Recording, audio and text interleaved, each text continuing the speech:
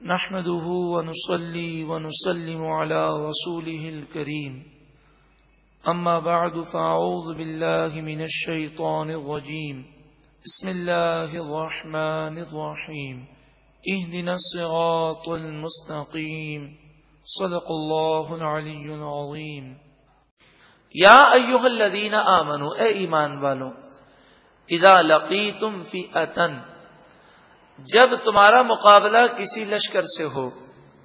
اس وقت تمام مسلمان حالت جنگ میں ہیں. جن مسلمانوں پر حملہ نہیں ہوا ان پر بھی حملے کی تیاریاں ہیں اور پلاننگ ہے. 1 سال کے بعد یا 5 سال کے بعد یا 10 سال کے بعد یا 25 سال کے بعد ان کی تو پلاننگ ہے کہ تمام اسلامی ممالک پر قبضہ کرنا، یا پھر اسلامی حکومتیں نام نہاد بن جائیں اور حکومت کرنے والا مسلمان ہو لیکن در حقیقت حکومت ان کی ہو. وہ یہ چاہتے ہیں.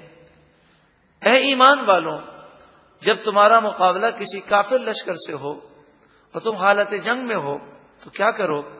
فَاثْبُتُوا، تم ثابت قدم رہو، گھبراؤ مت، پیچھے مت ہٹو. وَاذْكُرُوا اللَّهَ كَثِيرًا، اور اللہ کو بہت یاد کرو. اللہ کے فرما بردار بن جاؤ، اس کے رسول کے فرما بردار بن جاؤ اور اللہ کو بہت یاد کرو. لَعَلَّكُمْ تُفْلِحُونَ، تاکہ تم فلاح پا جاؤ.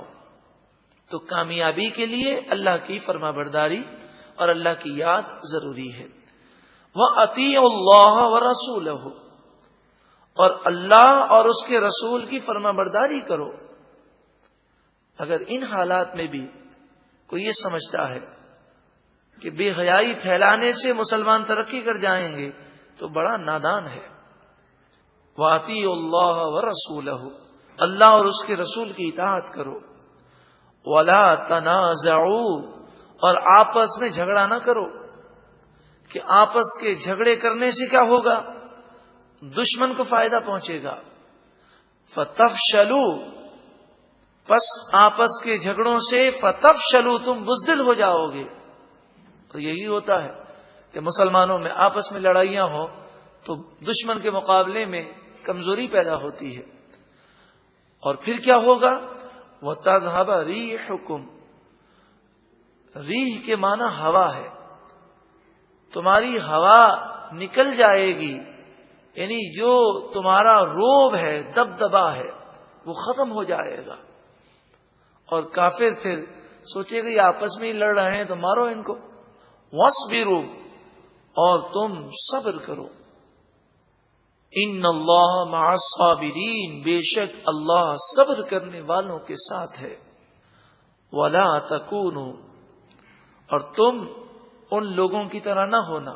یعنی اس آیت میں، یعنی آیت نمبر 46 میں تو مشکل حالات کا مقابلہ کرنے کا طریقہ بتایا گیا. اور آیت نمبر 47 میں جب افرادی قوت ہو، طاقت ہو، تو اس وقت کیا کرنا چاہیے اس کا طریقہ بیان کیا گیا. وَلَا تَكُونُوا، اور تم نہ ہونا كَالَّذِينَ، ان لوگوں کی طرح خرجوا من دیارہم بطرا، کہ جو اپنے گھر سے غرور و تکبر کے ساتھ نکلے. وَرِئَاءَ النَّاسِ، اور لوگوں کو دکھلاوا کر رہے تھے. وَيَصُدُّونَ عَن سَبِيلِ اللَّهِ، اور اللہ کے راستے سے وہ روکتے. کفار مکہ جب غزوہ بدر کے لیے مسلمانوں سے مقابلہ کرنے کے لیے وہ نکلے اور مسلمان غزوہ بدر کے لیے بدر کے مقام پر روانہ ہوئے تو اس وقت ذہن میں تو یہ کسی کے بھی نہیں تھا کہ بدر کے مقام پر جنگ ہوگی. تو کافر جب مسلمانوں کے مقابلے کے لیے نکلے تو اس وقت بڑے غرور و تکبر کے ساتھ نکلے اور وہ یہ نعرہ لگاتے تھے کہ مسلمانوں کو ہم سبق سکھائیں گے اور بڑی اپنی طاقت کا دکھلاوا کر رہے تھے. تو فرمایا مسلمانوں، کبھی تمہیں بھی طاقت مل جائے تو تم دکھلاوا مت کرنا، غرور و تکبر مت کرنا، کیونکہ نبی اکرم صلی اللہ علیہ وآلہ وسلم کی تعلیم اور آپ کا طریقہ، کبھی نہ آپ نے اسلحے پر بھروسہ کیا، نہ افرادی قوت پر بھروسہ کیا. آپ کا بھروسہ ہمیشہ اللہ کی ذات پر رہا ہے. تو انسان کو کبھی بھی اپنی افرادی قوت پر ناز نہیں کرنا چاہیے. واللہ بما یعملون محیط، اور اللہ ان کے تمام کاموں کو گھیرنے والا ہے. وَإِذْ زَيَّنَ لَهُمُ الشَّيْطَانُ أَعْمَالَهُمْ، اور یاد کرو جب شیطان نے ان کے لیے ان کے اعمال آراستہ کر دیے. یعنی یہ کفر کرتے تھے، شرک کرتے تھے، گناہ کرتے تھے، لیکن ان گناہوں کو یہ اچھا سمجھ رہے تھے. مسلمانوں کو ایسا نہیں کرنا چاہیے کہ مشکل حالات سے نکل جائیں اور خوشحالی کے ایام آئیں تو وہ گناہوں کو اچھا سمجھ کر کرنا لگ جائیں اور گناہوں بھری زندگی گزاریں، اس سے بچیں. تو شیطان نے ان کے لیے ان کے اعمال مزین کر دیے. روایت میں آتا ہے کہ ابو سفیان نے ایک خط لکھا اور ابو جہل کی طرف اپنا قاصد دوڑایا، اور اس نے جا کر ابو جہل سے کہا کہ ابو سفیان کا یہ خط ہے. اس میں انہوں نے لکھا کہ میں اب محفوظ جگہ پہنچ گیا ہوں، میرے تجارتی قافلے تک مسلمان نہیں پہنچ سکیں گے، لہذا اب جنگ کی کوئی حاجت نہیں، تم اپنا لشکر لے کر مکے میں دوبارہ واپس آ جاؤ. ابو جہل نے کہا ہرگز نہیں. کئی لوگوں نے اسے مشورہ دیا تو کہا نہیں، ہرگز نہیں، ہم بدر کے مقام پر جائیں گے، 3 دن وہاں کھائیں گے پیئیں گے، وہاں کنیزوں کا ناچ اور رقص اور گانا سنیں گے، شرابیں پیئیں گے، اور ہماری بہادری کا چرچا پورے عرب میں ہوگا، اور پھر ہم واپس آئیں گے. یہی مراد ہے کہ شیطان نے ان کے اعمال ان کے لیے آراستہ کر دیے. وہ اسے اچھا سمجھ رہے تھے اور سمجھ رہے تھے کہ ہم وہاں پہ جا کر عیش کریں گے.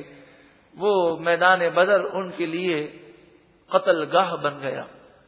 وَقَالَ لَا غَالِبَ لَكُمُ الْيَوْمَ مِنَ النَّاسِ، شیطان بولا آج کے دن کوئی انسان تم پر غالب نہیں آ سکتا. وَإِنِّي جَارٌ لَكُمْ، اور بے شک میں تمہارا مددگار ہوں. شیطان وہاں پر انسانی شکل میں آیا. مفسرین بیان کرتے ہیں کہ جب مکہ مکرمہ کے کافر اس مقام پر پہنچے کہ جب انہیں یہ اطلاع ملی کہ ابو سفیان کا قافلہ تو محفوظ ہو گیا، اب واپس چلنا چاہیے، تو اس موقع پر ابو جہل تو واپس جانے کو تیار نہ تھا. تو بعض کافروں نے یہ عذر پیش کیا کہ دیکھیں قبیلہ بنی بکر کے لوگ ہمارے دشمن ہیں، کہیں ایسا نہ ہو کہ بدر کے مقام پر ہم پہنچے تو مسلمان بھی حملہ کر دیں اور قبیلہ بنی بکر کے لوگ بھی آ جائیں، تو پھر ہم مقابلہ نہیں کر سکیں گے. تو امکان یہ تھا کہ شاید کافر اس بات کو سوچ کے واپس چلے جائیں، لیکن شیطان کو یہ بات منظور نہ تھی. تو شیطان قبیلہ بنی بکر کے سردار سراقہ بن مالک کی شکل میں آیا اور گھوڑے پر سوار ہو کر آیا، اور اس نے اپنے کئی چیلوں کو قبیلہ بنی بکر کے لباس اور ان کے حلیے میں وہ لے کر آیا، اور سراقہ بن مالک کی شکل میں آ کر شیطان نے کہا کہ آج کوئی تم پر غالب نہیں آئے گا، میں تمہارا مددگار ہوں. ٹھیک ہے ہماری آپس کی دشمنیاں تھیں، مگر قبیلہ بنی بکر کے بھی مسلمان دشمن ہیں اور تمہارے بھی دشمن ہیں، تو ہم سب مل کر مسلمانوں کا مقابلہ کریں گے. تو جب کافروں کو یہ اطمینان ہو گیا اور پھر جب اتنا بڑا لشکر انہوں نے دیکھا کہ قبیلہ بنی بکر پورے کا پورا ہمارے تعاون کے لیے تیار ہے، تو اس کی وجہ سے ان کے حوصلے بلند ہو گئے. اب حارث بن حشام کا ہاتھ شیطان نے پکڑا ہوا تھا، جو سراقہ بن مالک کی شکل میں تھا، اس قبیلے کے سردار کی شکل میں تھا.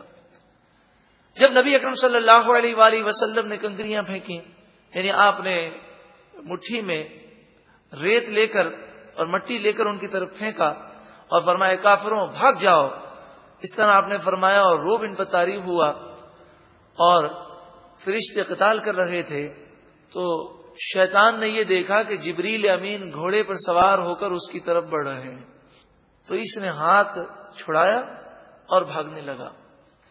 فلما تراءت الفئتان، پھر جب دونوں لشکر آپس میں ایک دوسرے سے ٹکرائے اور شیطان نے ان لشکروں کو دیکھا، نکص علی عقبیہ، تو وہ اپنے پاؤں کے بل خوب تیز بھاگا۔ تو حارث بن حشام نے کہا، ارے سراقہ بن مالک، وہ تو نہیں جانتے تھے کہ شیطان ہے، ارے سراقہ بن مالک تو کہاں بھاگ رہا ہے؟ ارے تیرے کہنے پر تو ہم اس میدان میں رکے ہیں، اور ان مشکل حالات میں تو بھی بھاگ رہا ہے، تیرا قبیلہ بھی بھاگ رہا ہے۔ وقال انی بریء منکم، شیطان نے کہا بے شک آج میں تم سے بیزار ہوں۔ انی اغا ما لا ترون، میں ان فرشتوں کو دیکھ رہا ہوں جو تم نہیں دیکھ رہے، میں وہ دیکھ رہا ہوں جو تم نہیں دیکھ سکتے۔ انی اخاف اللہ، بے شک میں اللہ کے عذاب سے ڈرتا ہوں۔ واللہ شدید العقاب، اور اللہ شدید عذاب دینے والا ہے۔ مکے میں یہ خبر پھیل گئی کہ کفار مکہ کو شکست ہوئی قبیلہ بنی بکر کی غداری کی وجہ سے۔ اگر عین موقع پر یہ نہ بھاگ جاتے تو کفار مکہ کا یہ حال نہ ہوتا۔ تو سراقہ بن مالک کو بڑی حیرت ہوئی، یہ اپنے کئی ساتھیوں کے ساتھ مکے میں آیا اور اس نے لوگوں کو قسمیں کھا کھا کر کہا کہ یہ لوگ میرے گواہ ہیں، میں تو اپنے علاقے میں تھا، میں تو بدر کے مقام پر آیا ہی نہیں ہوں۔ تب انہیں احساس ہوا کہ یہ کوئی سرکش جن تھا، شیطان تھا جس نے ہمیں بیوقوف بنایا۔